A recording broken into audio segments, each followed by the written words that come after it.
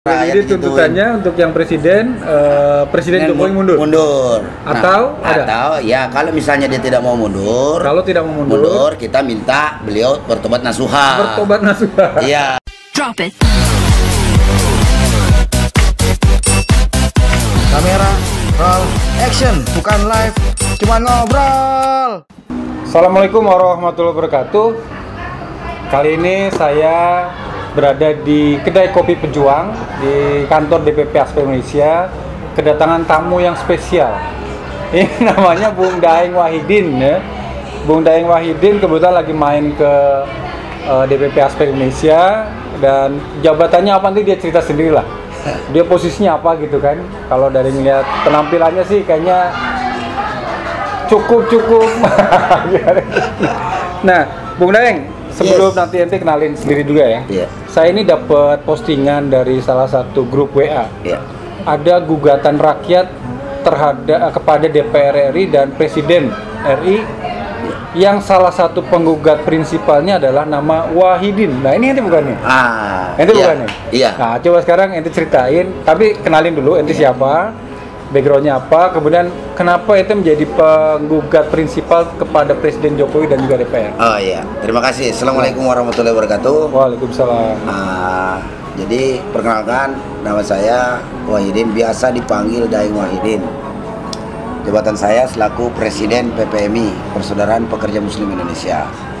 Nah, kebetulan hari ini kan sebenarnya iseng-iseng aja mau ikut berbela-sungkawa lah dengan Bu Mira gitu kan. Nah, kebetulan juga memang ada hal-hal penting yang perlu kita diskusikan terkait masalah gerakan-gerakan perlawanan kaum buruh nanti ke depan seperti apa. Nah, dalam hal ini bahwa terkait postingan meme yang beredar itu terkait gugatan rakyat, ya memang saya. Oh, salah satunya itu ya? Saya Bung Sabda, ya kan. Dan itu memang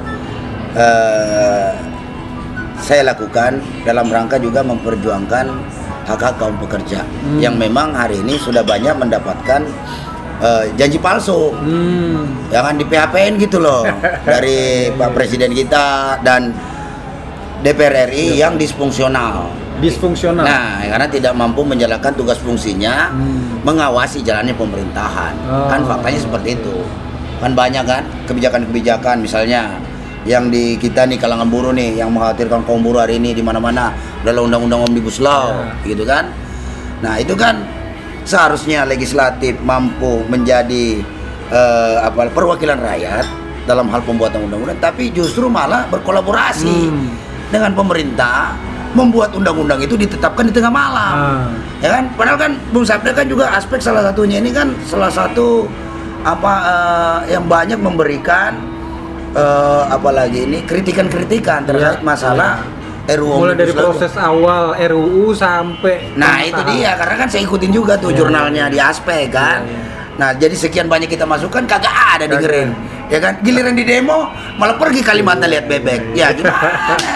Ini kan jadi DPR kayak cuman jadi stempel aja dong kalau itu dia, makanya hari ini DPR jadi stempel saja. Dan tentu saja kita kaum buruh yang mengerti tentang situasi hari ini yang berkembang, kita tidak bisa biarkan DPR yang disfungsional, kemudian presiden yang begitu banyak janjinya yang dia ingkari terhadap rakyatnya. Tentunya perlu kita ingatkan, gitu kan. Banyak mekanisme yang cara-cara mengingatkan pemimpin-pemimpin kita. Salah satunya adalah membuat gugatan di pengadilan negeri. Karena di dalam pasal 7 kalau nggak salah itu Undang-Undang Dasar bahwa presiden dapat diberhentikan apabila salah satunya melakukan perbuatan tercela. Kalau berbohong, berbohong itu. Nah, berbohong apa itu? Sepakat, gue sepakat. Jadi ya kan? berbohong itu adalah perbuatan tercela. Nah, itu. Dan sudah terbukti berbohong belum? Ya, mari kita buktikan faktanya memang dia sudah kalau menurut saya banyak memberikan janji. Kan begini, berbohong itu adalah ketidaksesuaian antara pernyataan dan kenyataan.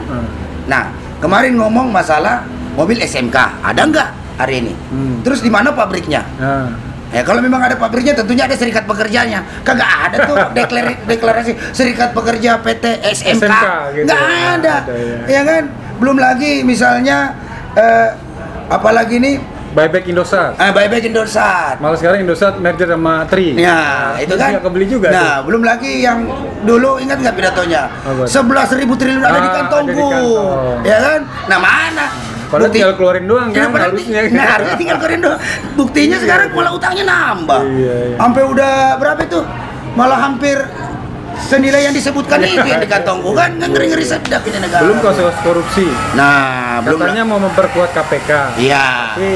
Tapi ternyata banyak yang bilang bahwa memperlemah KPK. Nah, buktinya kemarin mahasiswa turun tuh demo. Belum juga kita gebuk. Iya, Satu aliansi PPM dengan ASP kan, bersama gerakan bersama usut korupsi. BPJS gimana? Jiwasraya gimana? Dan itu jadi dasar gugatan teman-teman ke pengadilan ini ya. Tadi ya, saya lanjutin nih, saya baca di flyernya ini, gugatannya itu dilakukan oleh prinsipalnya ada Ente, ada Tulus, ada Ihsan, ada Andi Neni, dan ada beberapa advokat, Bang Egy Sujana juga, dan Bang Ahmad Hosinuddin, banyak lah ya. Ada dua kan itu? Ada gugatan ke DPR dan juga gugatan ke, thank you Bu. Oke. Ayo Panglima, gabung sini lah. Siap. Ada gugatan lah, ya kan? Ayo sini gabung. Jadi ada dua gugatan ya, gugatan ke DPR dan gugatan ke Presiden. Ya. Sekarang apa tuntutannya? Kepada Presiden apa tuntutannya dalam gugatan dan kepada DPR apa tuntutannya? Nah, kalau Presiden itu masuk di prinsipal dua-duanya. Kalau Presiden RI itu kita minta Jokowi mundur. Jokowi mundur. Jokowi mundur. Tuntutan dalam gugatannya Jokowi mundur. Jokowi mundur. Kita minta Jokowi mundur. Karena telah membuat tadi perbuatan tercela ya kan, bohong banyak ya kan, ada sekitar 66 lah. 66 catatan daripada apalagi ini kebohongan. Yang pernyataan presiden yang sampai hari ini belum terbukti. Nah, kemudian juga itu sebelum PPKM loh. Belum PPKM. Setelah PPKM banyak lagi kan, ya kan. Katanya nggak boleh bisnis selama COVID, tapi kekayaan pejabat bertambah 70,3% kan. Nggak boleh berkerumun, tapi dia ngumpulin orang banyak. Nah, itu dia. Bagi-bagi di jalan sampai ngumpul. Nah iya, apalagi bagi-bagi sampai lempar-lempar sembako begitu, aduh. Kayak zaman komponi aja kita. Jadi tuntutannya untuk yang Presiden Jokowi mundur. Atau ya kalau misalnya dia tidak mau mundur. Kalau tidak mau mundur, kita minta beliau bertobat nasuha. Iya, bertobat nasuha. Dan itu masuk di redaksi gugatannya. Iya. Jadi kita minta beliau bertobat nasuha, ukurannya tentunya ada ukurannya. Kalau sekedar minta maaf, sudah beribu-ribu maaf, ya kan? Nah, itu harus ada ukurannya, implementasinya, yaitu pertama, ukuran Presiden Jokowi ini bertobat nasuha adalah pertama dengan mencabut undang-undang Omnibus Law. Pertama cabut undang-undang. Batalkan undang-undang Omnibus Law yang sudah meresahkan kita ini kan.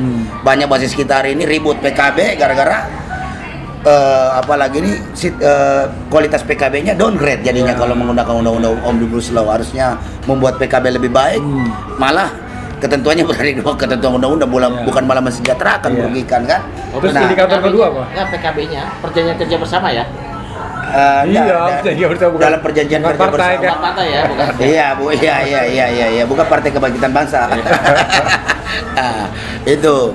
Nah, kemudian indikator kedua. Yang kedua adalah membebaskan seluruh tahanan politik.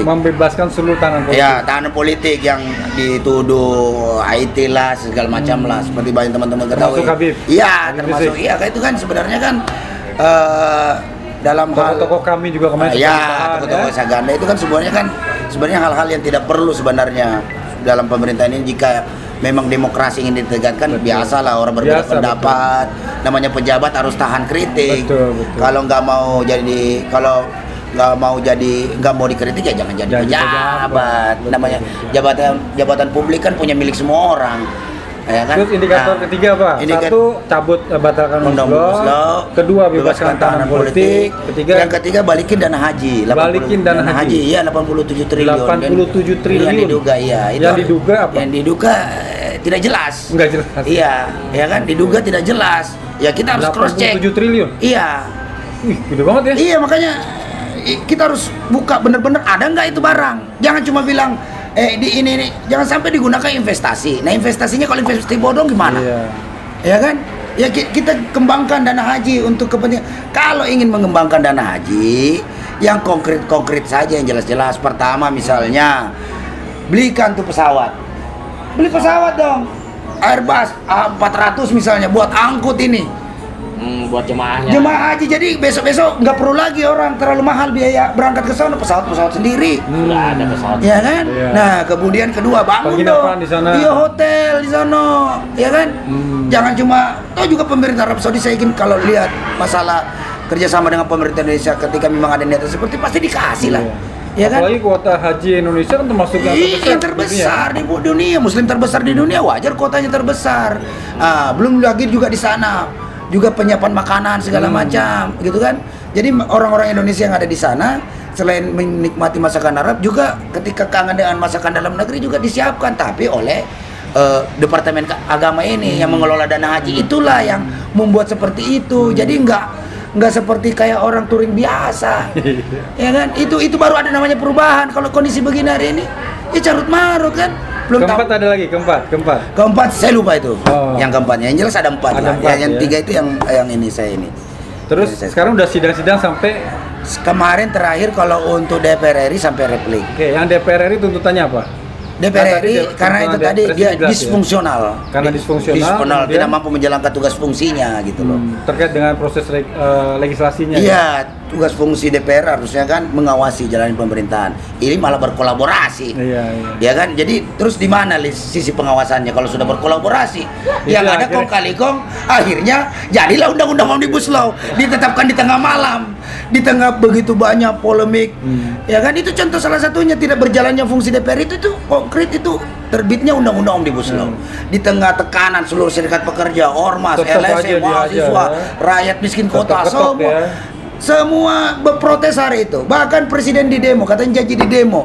Tahu-tahu begitu di demo malah pergi ke Kalimantan lihat bebek. Ya kan?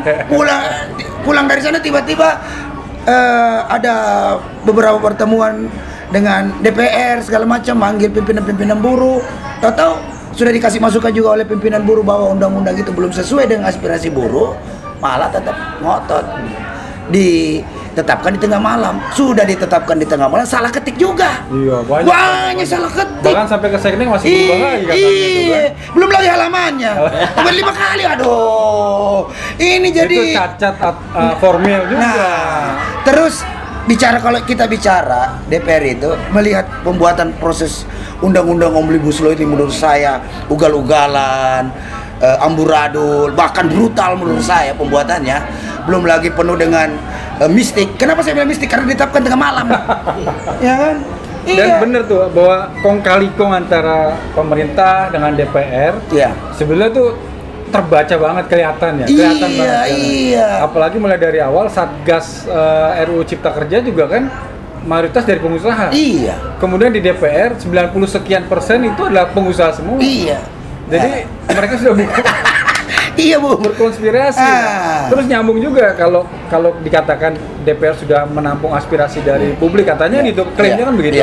Dengan mengundang banyak serikat pekerja, kemudian minta aspirasi. Ini nyambung juga sama pengakuan KD kemarin tuh. Iya.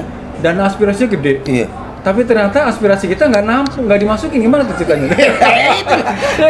Dan aspirasinya untuk gede buat DPR untuk menampung aspirasi rakyat. Iya. Rakyat datang, aspirasinya nyampaikan, tapi nggak dimasukkan dalam legislasinya. Artinya dia mengingkari amanah. Betul. Nah, kalau mengingkari amanah tercela nggak? Tercela. Iya. Dananya dia terima, aspirasinya nggak diakomodir. Nah, itu dia makanya malah pamer-pamerin lagi kekayaan. Aduh, di tengah orang lagi banyak orang miskin Jadi begitu. aspirasinya siapa yang kemudian didanai untuk? Nah, itu dia. Nah, aspirasi siapa? Apakah rakyat atau kaum pemodal? Betul. Nah, kelihatannya aspirasi para pengusaha tuh. Makanya dimodalin pula sama DPR. Sehingga jelas sekali, makanya kenapa saya minta bahwa salah satu bukti pertobatan daripada Presiden Jokowi adalah dengan membatalkan undang-undang Omnibus Law.